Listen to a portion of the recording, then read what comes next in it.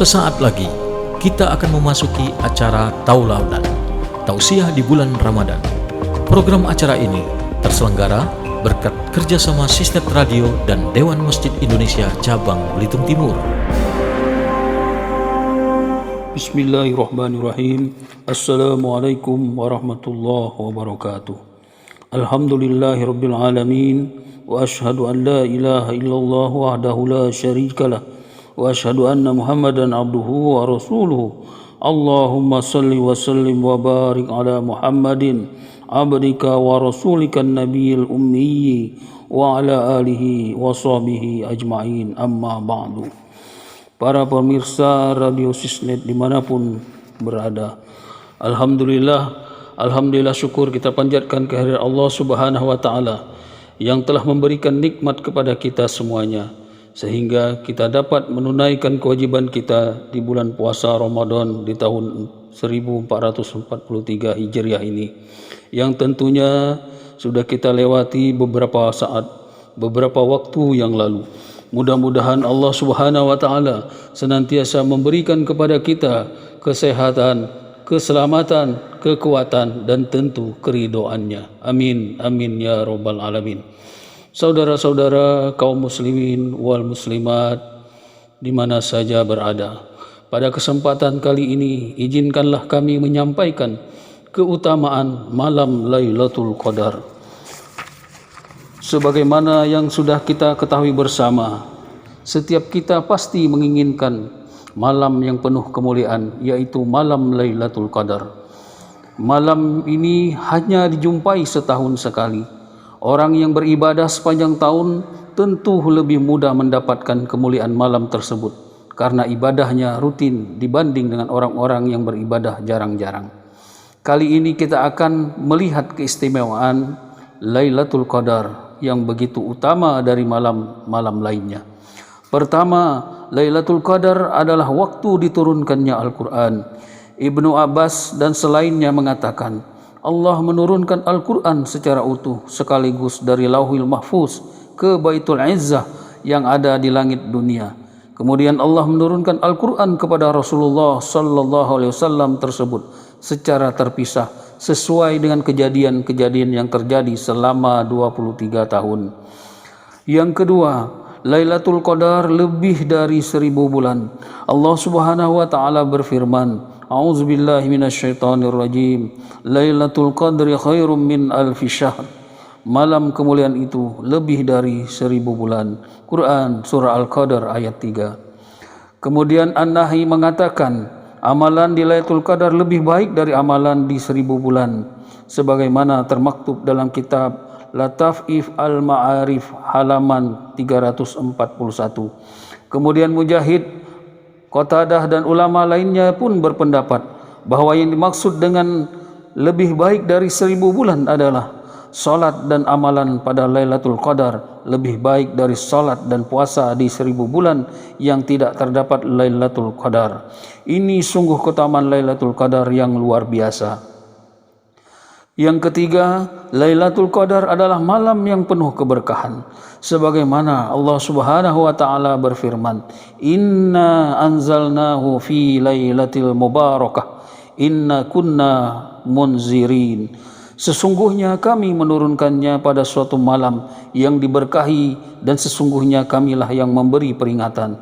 Quran surah Ad-Dukhan ayat 3. Malam yang penuh keberkahan ini adalah malam Lailatul Qadar, dan ini sudah menunjukkan keistimewaan malam tersebut, apalagi dirinci dengan poin-poin selanjutnya. Saudara-saudara pendengar Radio Sisnet di mana saja berada.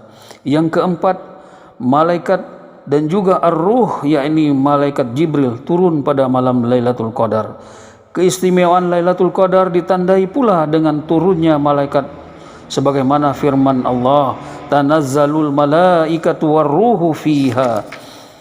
Pada malam itu turun malaikat dan malaikat Jibril. Quran surah Al-Qadar ayat 4. Banyak malaikat yang akan turun pada malam Lailatul Qadar, karenanya banyak berkah pada malam tersebut.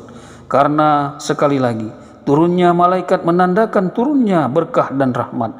Sebagaimana malaikat turun ketika ada yang membacakan Al-Quran, mereka akan mengitari orang-orang yang berada dalam majelis zikir, yaitu majelis ilmu. Dan malaikat akan meletakkan sayap-sayap mereka pada penuntut ilmu, karena malaikat sangat mengagungkan mereka. Kemudian malaikat Jibril disebut Ar-Ruh, yang dispesialkan dalam ayat tersebut karena menunjukkan kemuliaan atau keutamaan malaikat tersebut. Kemudian yang kelima, Lailatul Qadar disifati dengan salam. Yang dimaksud dalam salam itu adalah salamun hiya hatta matla'il fajr. Malam itu penuh kesejahteraan sampai terbit fajar.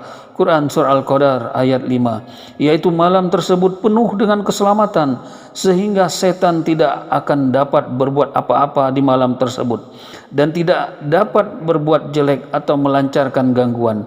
Demikian pula Al-Mujahid dalam kitabnya Tafsir Al-Quran Al-Azim halaman 407 juga dapat berarti bahwa malam tersebut banyak yang selamat dari hukuman dan siksa karena mereka melakukan ketaatan kepada Allah pada malam tersebut. Sungguh ini menunjukkan keutamaan yang luar biasa dari malam Lailatul Qadar.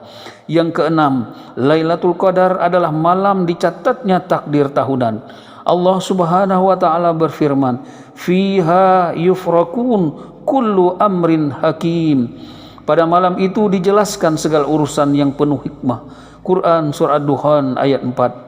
Ibnu Katsir dalam kitab tafsirnya halaman 334 sampai dengan 335 menerangkan bahwa pada malam Lailatul Qadar akan dirinci di Lauhil Mahfuz mengenai penulisan takdir dalam setahun.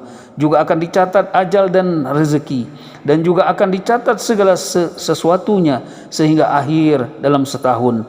Demikian diriwayatkan dari Ibnu Umar, Ibnu Malik, Mujahid, Ad-Dahhak dan ulama salaf lainnya.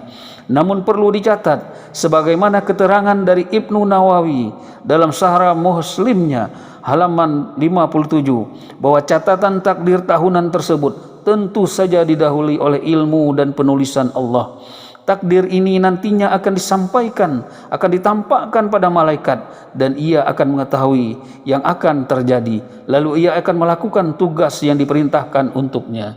Saudara-saudaraku kaum muslimin, pencinta Radio Sitsnet di mana saja berada. Yang ketujuh, dosa setiap orang yang menghidupkan malam Lailatul Qadar akan diampuni oleh Allah Subhanahu wa taala. Sebagaimana dalam hadis dikatakan, "Man qama Lailatul Qadri imanan wa ihtisaban, ghufira lahu ma taqaddama min dzambi." Barang siapa yang melaksanakan salat pada malam Lailatul Qadar karena iman dan mengharapkan pahala dari Allah, maka dosa-dosanya yang telah lalu akan diampuni. Hadis riwayat Bukhari. Demikian pula Ibnu Hajar Asqalani mengatakan bahwa yang dimaksud imanan karena iman adalah membenarkan janji Allah, yaitu pahala yang diberikan bagi orang-orang yang menghidupkan malam tersebut.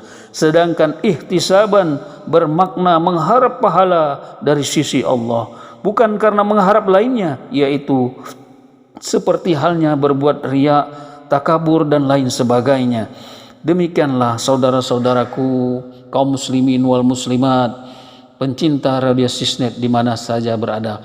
Mari kita pergunakan Ramadan kita pada tahun ini. Kita jadikan Ramadan kita ini yang bermakna, yang berarti, sehingga kita betul-betul dapat menjadikan keluar kita nantinya di dalam bulan suci Ramadan ini menjadi manusia-manusia yang senantiasa taat dan patuh, bertakwa kita kepada Allah Subhanahu wa taala, dan tentu kita manfaatkan umur kita ini dengan sesuatu yang baik, sesuatu yang dapat memberikan manfaat bagi diri kita sendiri, manfaat bagi orang lain, dan tentu manfaat bagi agama yang diridhoi oleh Allah Subhanahu wa taala.